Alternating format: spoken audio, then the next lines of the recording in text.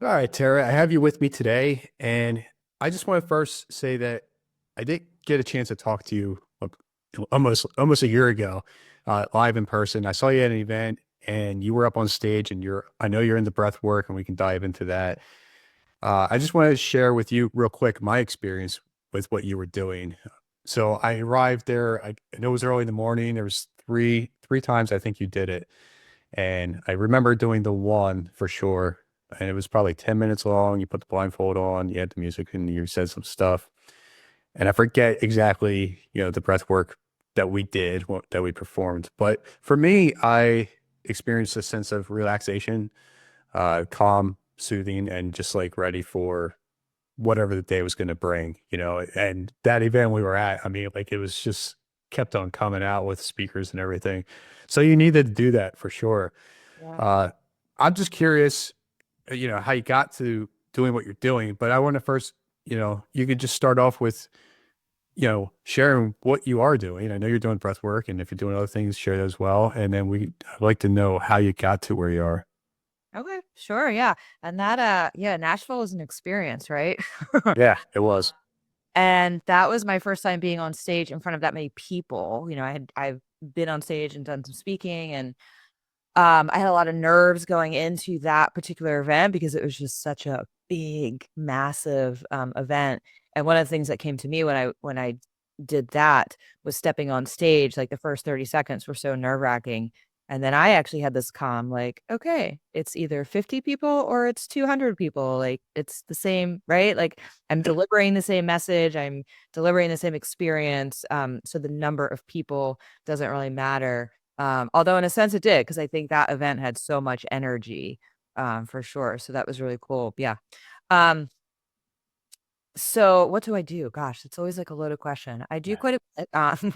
Breath work. Breath work is my main modality, the main resource tool that I share with people and teach. But I've also been in the health and wellness and fitness world forever.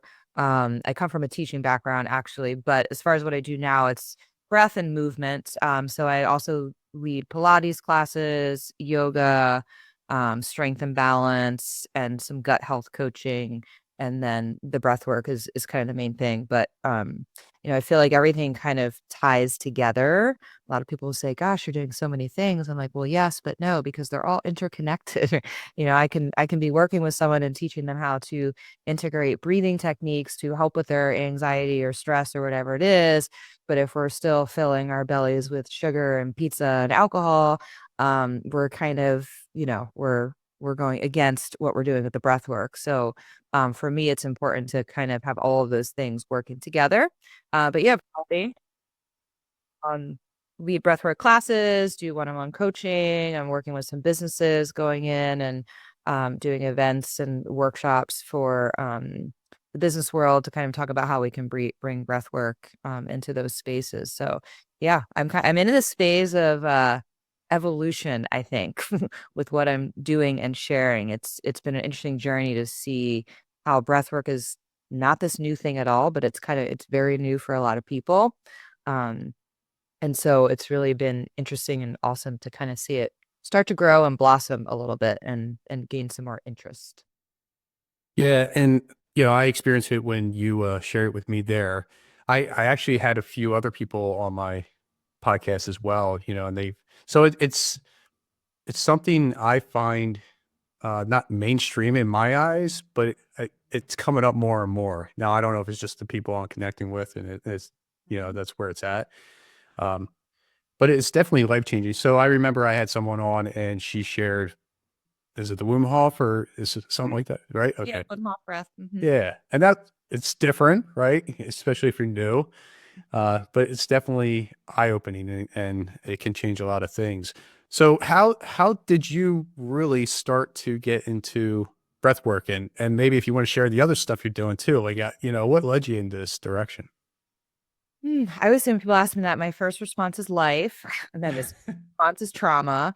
And not to make light or a joke of it, but that is essentially the truth.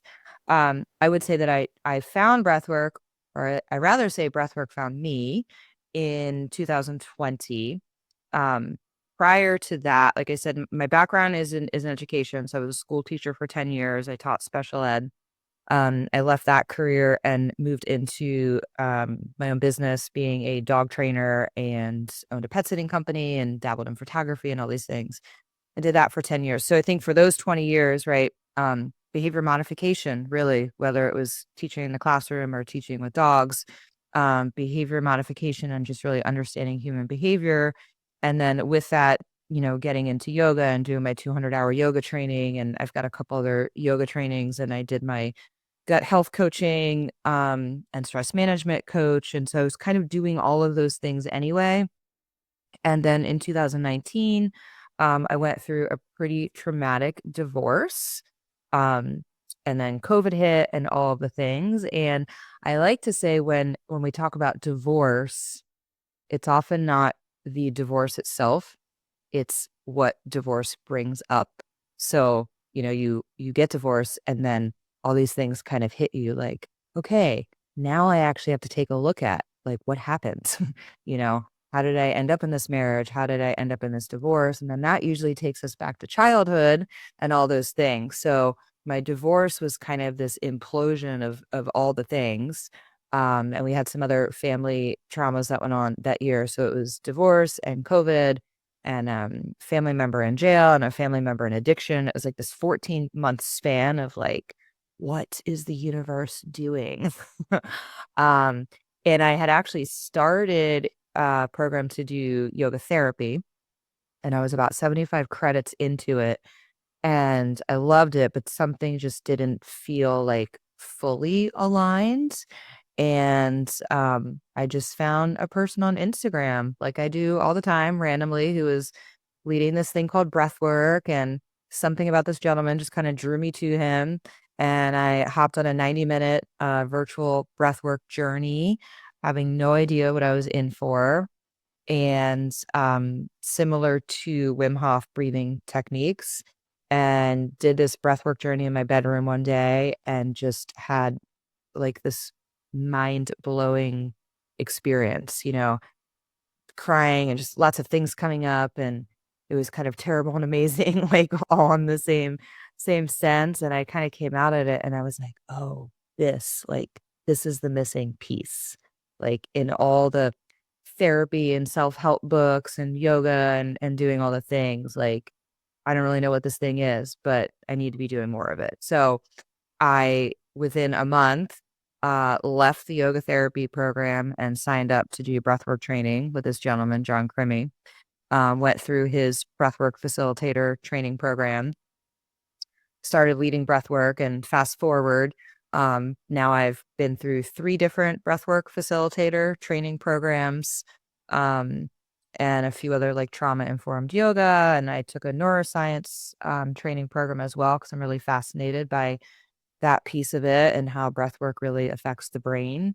And so here we are. So that's kind of how I got into it. And it's been a pretty fascinating journey. And now I'm actually in the space where I'm creating my own training program as well. So that is, I've started doing that. Yeah. And you had to experience something to find this, right? It just came up. Do you try to aim to help people prior to them experiencing something life-changing? Um, Clarify that question a little bit Yeah. more. So, like, if, for example, you went through a divorce and everything else that happened in that same 14 months, Mhm. do you find that clients or, people coming your way are experiencing something life-changing like that first to say, hey, is breath work going to change everything? Or do you see people that are just like, what is this? And then they just join in and see what it does? Yeah, good question. Um, I would say it's probably a little mix of both. It's probably a little mix of both, but I would say it trends more to the people who are going through something, right? So, for example, just this week alone, I've had 2 people reach out, um, and both of them interestingly used the same word. And the word was, "Hey, I feel like I'm spiraling. I feel like I can't get control of my anxiety." And so I think typically it's people are in a moment in life where things feel kind of like out of control, or having panic attacks, or yes, moving through a divorce, or moving through kind of something or just a lifelong journey of all the things and have just kind of gotten to a point where like, oh, it's time to change. So yeah, I would say most people are coming to me from that perspective. And then I definitely do just have people who, I mean, I live in a small town and people are like, what exactly are you doing? And, and now it's a lot of word of mouth, like, oh, hey, somebody came to your class and had this experience and I feel like I need to try this. Um, Also interesting with that, what I find is it's usually taking people months to almost a year to actually make the decision to come take a class or try out breath work. I mean, I do have people who hear about it and get a referral and they sign up immediately, but more often than not, it's people that I've known for years and people that I know are watching my stuff for a long time. And it takes 6, 10, 12 months. And then it's like a year later, like, okay, now I see what you're doing. I think I'm going to try this out. I had a friend come the other day and we've been friends for, I don't know, 10 plus years. And so she knows what I'm doing. And she came to class the other night for the first time. And my classes are 75-minute breathwork journeys, and it's very similar to Wim Hof. And it's a pretty powerful experience. She came out of the class and was like, oh my gosh, why has it taken me like 2 years to do this? And I'm like, I know, I keep telling you. um, and I think when I started too, I was in a mindset of like, I just want to help everyone. Like, I want everyone to do this. I want everyone to experience this. And it was like, I found myself kind of like trying to, shove it down people's throats. Like, you need to do this. You need to do this. And now I'm like, you'll do it when you're ready, and I'm sharing what I do. I share other people's experiences and I've kind of taken a step back and just let it do its thing. And I know that people will come when they're ready. Hmm. Yeah, it's like everything, we go, okay, that's cool, but then you just push it off to the side, and I've done the same thing with other stuff as well. So you went ahead and you had this experience, you let it all out, and then you joined in and learned all about breath work. Now you do it often. What do you find that it does for you now if you already went through that transformation in the past? Well, a few things. I think one, there's always things that are popping up that we need to work through.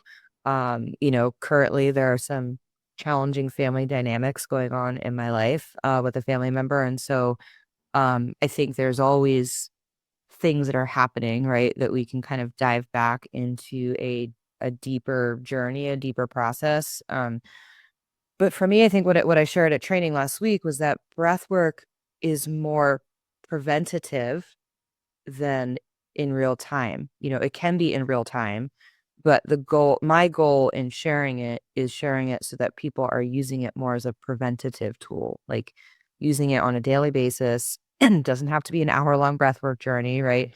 1 to 5 minutes a day, up to 15-ish minutes a day is like a nice time frame for integrating it daily, but integrating it more daily so that it's preventative, so that when the big things happen, we've kind of trained our nervous system. I say you're really like training your nervous system like a muscle, just like you would in the gym. So you're training your nervous system not necessarily to be calm, cool, and collected all the time, because that's not how life works, but trained to be, okay, something big just happened.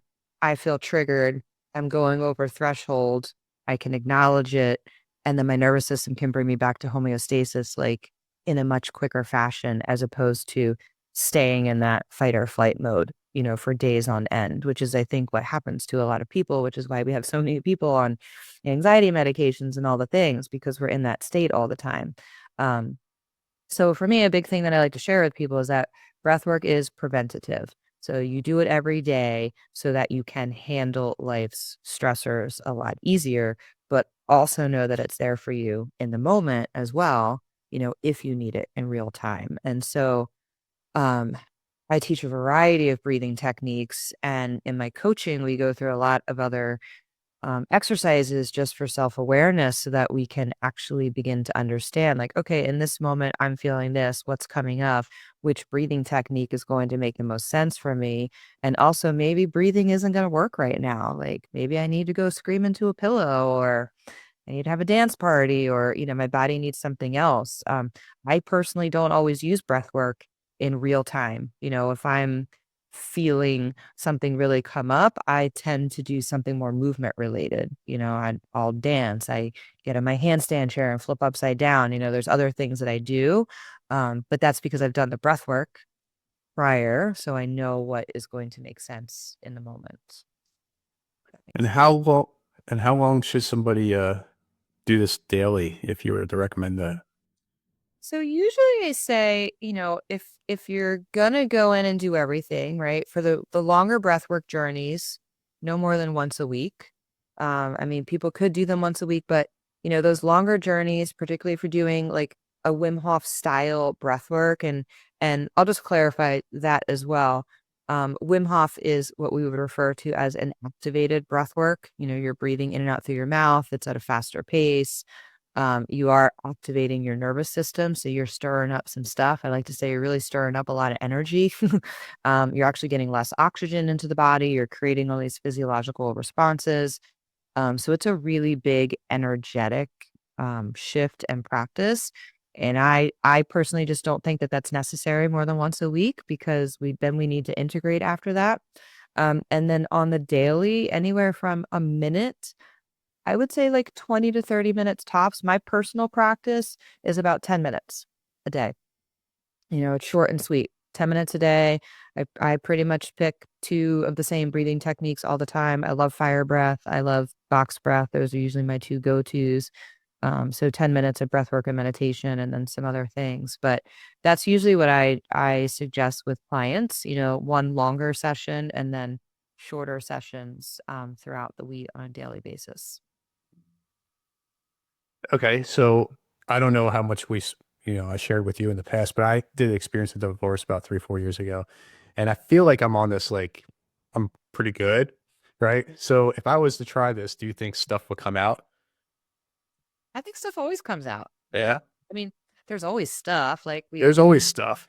always stuff. And we always think we've worked through things. And so so okay, so 3 years out of divorce. I'm 5 years out of divorce. Um, I am back in the dating scene. I don't know if you're where you are in your journey.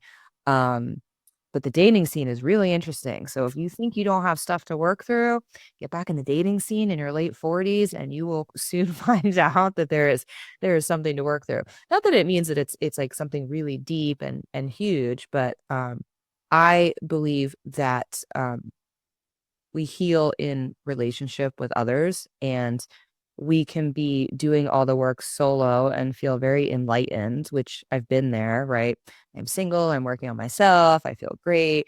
And then you get in connection with another human, and maybe you start to find yourself in another new relationship or whatever that is. And then other things come up. So I think that there's always things that are coming up. Um, yeah. Yeah, and in that sense, you get to learn more about yourself as you evolved after going through something like that. Yeah. Yeah, and I think you're always learning when you're in relationship with others, like whether it's platonic or romantic. I mean, even my friendships have shifted a lot in the last 5 years as well. And, I mean, even in the last year. And I think as we heal and grow and shift, we find that we don't align with certain people anymore that were in our lot, were in our lives previously. We meet new people that make more sense. And so I think just being in relationship with other people is always going to bring stuff up. And so in that sense, breath work. And two, I think breath work also is for clarity, right? It doesn't always have to be bringing stuff up, but it's creating clarity, like, oh, this is how I feel in this situation with this person. And it's just kind of creating clarity and or bringing things up that we just need to pay more attention to. And so I know you still do yoga and everything else like that, right? I see you doing cold plunges and all that stuff, but I, Yeah. Yeah. So, I mean, like, do you have like a daily routine for doing everything, or do you just like sporadically change it up? Yeah, yes and no. I'm not a super big routine person. And when I say that, I guess I would clarify it. I'm a habit person, but not a routine person. And that might sound like it doesn't make sense, but I have habits, right? Like my yoga, my breath work, my cold plunge, sauna, those things, journaling. Those are habits, but I don't always do them in the same routine every day. Part of that's scheduling because of the way that my work works, my schedule is not the same every day. So that's part of it. So I don't have the same pockets of time every day to do things. So in that sense, but also I think it's important, or I found it to be important to really tune in with what works for you in the moment, right? So there are some days that I allow myself more rest and I don't do the cold plunge because it's not what my body needs or wants. So I tend to kind of go on my body and what I feel like it needs intuitively, but within those like 5 to 6 things that I do all the time. Or what would you say if somebody had like a routine? Like, do I agree with the routine, do you mean? Or Yeah. Yeah. yeah, I think it works. I think everybody's different. When I did the breathwork training last weekend with 7 women, and one of the women who took my training, who's also a really good friend, she's a super routine person. Like that, it's just that's how she works. She gets up, she does her boxing at 5:30 in the morning, and that was one of her goals there. She was like, I need to leave with a routine. Like I need to get up. I need to know what breath work I'm doing. And so I think for some people that works really well. Um, I don't know if you're into human design, but um, I have discovered that I am a projector, which is not what I thought I was. And so that's been interesting to dive into because I feel like I've been living my life against that way of being forever. And so now that I'm getting it, I'm like, oh, this is interesting. So I tend to need more rest and more flow um, but when I'm like in it, I'm doing it. And then I think other people, so my friend who needs a routine, I don't know what her human design is, but I would gather that she's probably a generator. And so I think that that's important too, to just kind of, and when you do breath work, you get more clarity about yourself and you start to understand like, oh, I actually don't operate well when I'm doing these things, or I operate better when I'm doing this. So I think routine is great for some people. Absolutely. Yeah. Everybody's got their time of the day to do things, for sure. Yeah. Uh, yeah. Tara, how does somebody connect with you and find out? Obviously, I know you have Instagram and everything going on, but what's the best way for them to connect with you? Probably Instagram, honestly. I I do have a website. My business name is Collective Shift. So my website is just collectiveshift.com. And it is spelled with a K, not a C. And there's a contact form on there. But I would say Instagram is probably my main mode of, just sharing and communicating and all those things. I'm working on some other, I'm still a paper and pencil gal, so I'm still using paper and pencil and calendars, but I've switched over to a new software program. So there will be a more updated way. But I would say, yeah, Facebook or Instagram is a really easy way to connect for sure. And services wide, I offer things online as well as in person. So I have breathwork clients in, Colorado and across the country. So I can do breathwork and workshops and trainings via Zoom and in person. And I do some traveling for workshops. So yeah. So we might go into a couple more questions here, but I do ask one at the end, every episode. So what are three key things you've learned and used along your journey? Like resources, tools. Whatever that things are to you. Yeah. Yeah. I would say obviously breathwork is one. Breathwork, um, movement. I think that movement is essential. And when I say movement, I think my movement shifts with my mood. So over the years, I've depending on where I am and what's happening in my life, I've moved through everything from doing an Ironman race to boxing to Pilates to yoga to dancing. So I think breath work would be one. movement would be 2, and support system I think would be 3. And that's come up big in my life recently.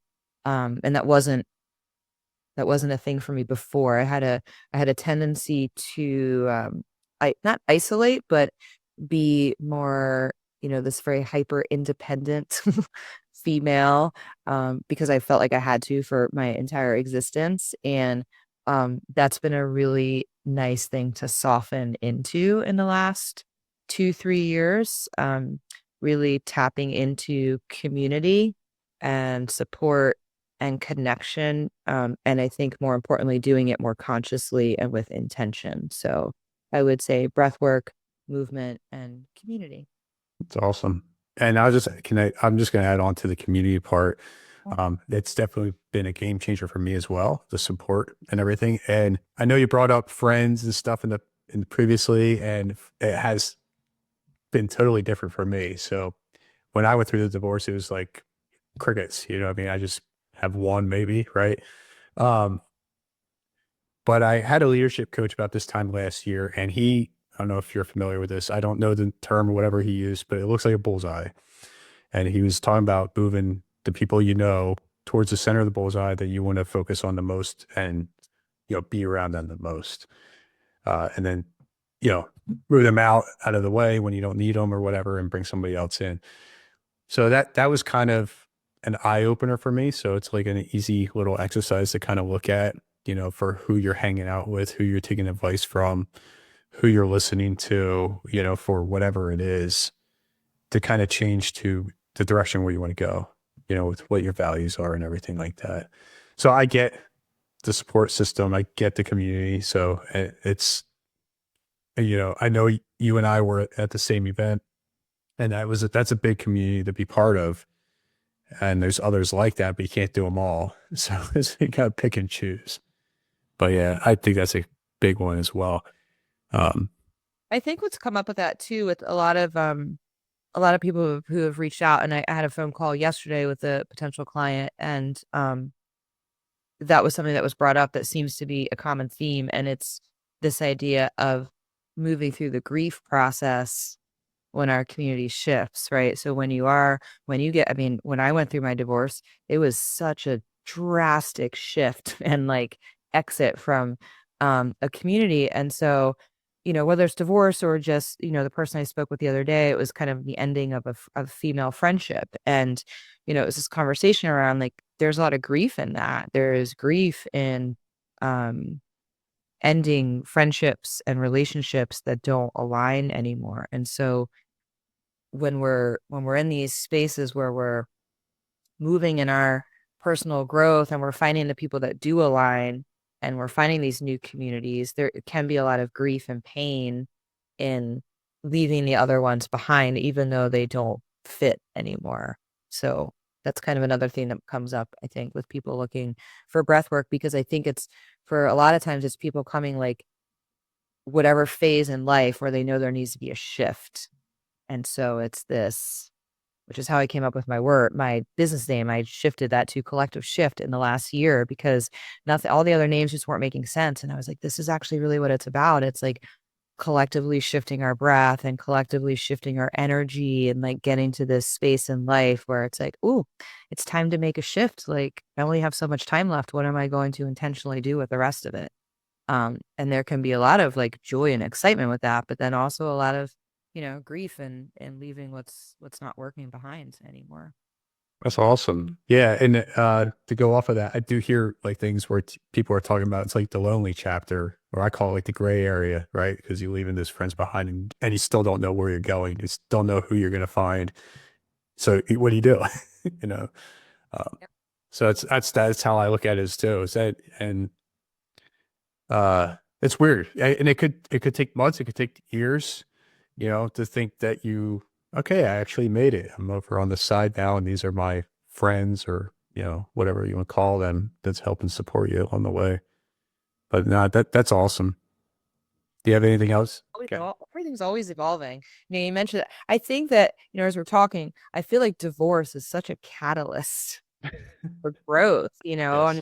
so many people spend so long in a marriage or a relationship for whatever reasons, and then when you leave that, it's like it can be such a catalyst for growth. And I find somebody told me one time, I think it was about a year out of my divorce, and I was not in a good space still at that point. And she said, just wait till you get to the 2 year mark. Like the 2 year mark is going to be your sweet spot. And I was like, can't imagine. And then the 2 year mark hit, and I was like, oh, and then I wasn't like fully through it, but it was like this moment where I was like, oh, okay, this is what she meant. And then there was like another year or two. And now at the 5 year mark, I'm like, it's wild. Like it's just a completely different space to be.